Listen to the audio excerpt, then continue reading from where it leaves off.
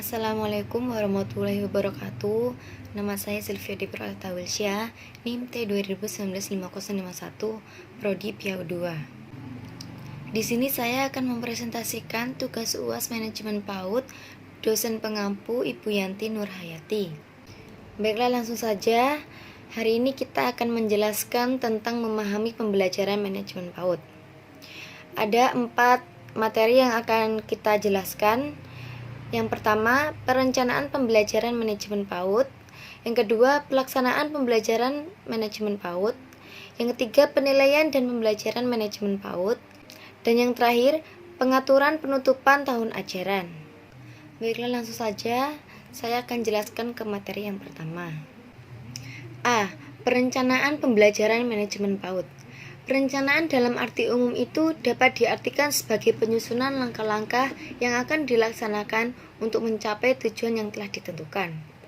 Sedangkan perencanaan pembelajaran diartikan sebagai proses penyusunan materi pengajaran, penggunaan media pengajaran, penggunaan dan metode pengajaran, serta penilaian dalam suatu alokasi waktu yang akan dilaksanakan pada masa tertentu untuk mencapai tujuan yang telah ditentukan.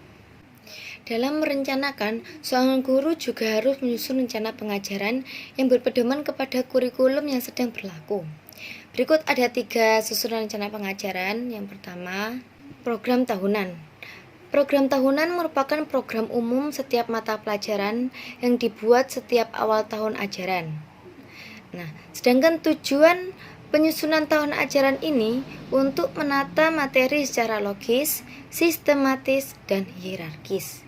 Mendistribusikan alokasi waktu untuk setiap pokok bahasan, mendorong proses pembelajaran menjadi efektif dan efisien, memudahkan guru untuk mengetahui target kurikulum per pokok bahasan atau per bulan.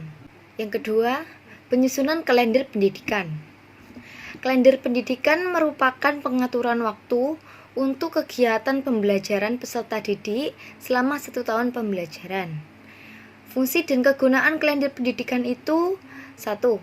Dapat mendorong efisiensi dan aktivitas proses belajar mengajar di sekolah.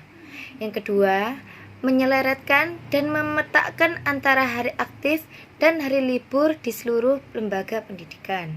Secara sederhana, kalender pendidikan berfungsi sebagai rambu-rambu bagi dinas pendidikan untuk menyusun kegiatan belajar mengajar dalam periode tertentu. Yang ketiga, penyusunan suatu kegiatan tahunan dan mingguan.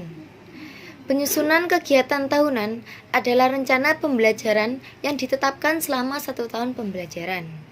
Sedangkan penyusunan kegiatan mingguan, penjabaran dari perencanaan semester yang berisi kegiatan-kegiatan dalam rangka pencapaian indikator yang telah direncanakan dalam 1 minggu sesuai dengan keluasan pembahasan tema dan subtema. Baiklah, materi yang kedua, pelaksanaan pembelajaran manajemen PAUD. Proses pelaksanaan pembelajaran sangatlah berpacu pada perencanaan pembelajaran yang sudah dibentuk sebelumnya. Dalam pelaksanaan pembelajaran, semua guru ikut dalam pelaksanaan pembelajaran. Peranan guru sangatlah penting saat pembelajaran dilakukan. Tanpa peranan guru, tidak akan terlaksananya pembelajaran. Pelaksanaan pembelajaran terdiri dari beberapa tahap. Tahap dalam pelaksanaan belajar mengajar antara lain: 1.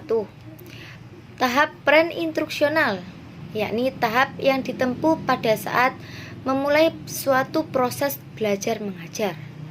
Yang kedua, tahap instruksional, yakni tahap pemberian bahan pelajaran yang dapat diidentifikasikan dengan beberapa kegiatan. Dan yang terakhir, tahap evaluasi atau tindak lanjut tahap instruksional. Materi yang ketiga adalah penilaian dan pembelajaran manajemen PAUD. Evaluasi dapat dilakukan terhadap program yang telah direncanakan, baik dalam program tahunan, bulanan, dan harian. Perubahan dan pembaharuan terus-menerus sebaiknya dilakukan agar program tidak semata-mata dibuat untuk kelengkapan administrasi saja, namun untuk menjawab dan memfasilitasi kebutuhan dan minat anak. Evaluasi program berperan sangat penting untuk melihat sejauh mana perkembangan anak didik dan tingkat keberhasilan program yang telah dilakukan. Jika program yang telah dirancang tidak sesuai dengan diharapkan, maka pendidikan dapat mengganti dengan kegiatan lain. Evaluasi perkembangan anak dalam bentuk laporan perkembangan anak bisa dijadikan acuan untuk melakukan evaluasi program. Materi yang terakhir, pengaturan penutupan tahun ajaran. Setiap akhir tahun, ada kegiatan penutupan akhir tahun ajaran yang berupa evaluasi dan kegiatan pelepasan. Evaluasi dilakukan untuk mengetahui perkembangan anak secara keseluruhan. Acara pelepasan dilaksanakan dengan menampilkan kreasi anak-anak, misalnya menyanyi, menari, berpuisi, atau fashion. Acara pelepasan ini bisa digunakan untuk menunjukkan pada orang tua khususnya dan masyarakat umumnya. Inilah hasil dari pendidikan yang dilaksanakan di PAUD. Berikut saya memberikan contoh kegiatan lomba fashion. Nah, tujuan lomba kreasi ini diadakan untuk anak usia dini. Yang pertama, tujuannya untuk mengenal budaya pada anak sejak dini. Yang kedua, mengembangkan kreativitas anak usia dini di wilayah Indonesia.